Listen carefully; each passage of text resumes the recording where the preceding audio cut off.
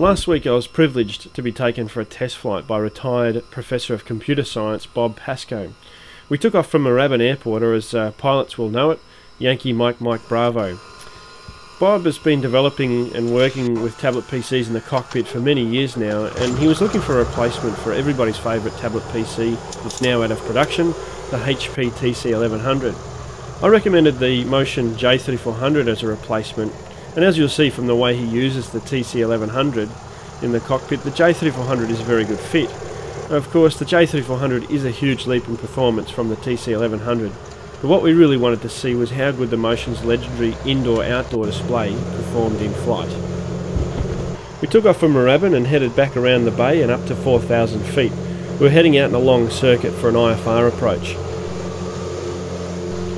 It is very hard to capture the performance of a display in sunlight on an amateur handheld video like this.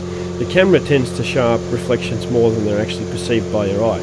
But you'll see that there's a significant difference to the performance of the displays, particularly when viewed in direct sunlight, which does happen quite a lot in the cockpit.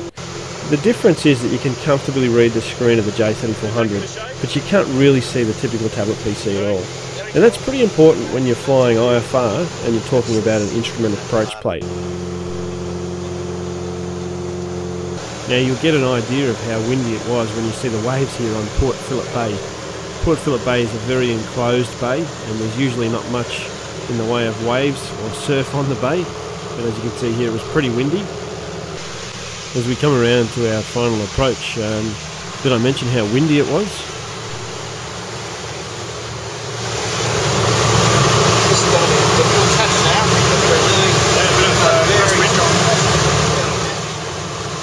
You can see with the crosswind here how the nose is really pointing across to the right of the runway. That's the runway dead ahead there that we're going to land on.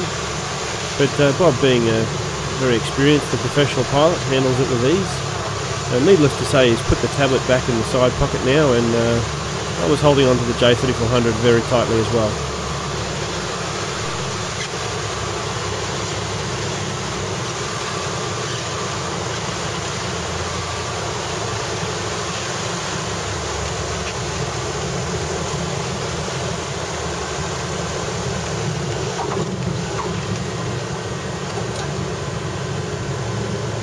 Biggest crosswind I've landed for yachts. Nice work. Yes, you know, I can't see it on the video. But yeah, that's the trouble.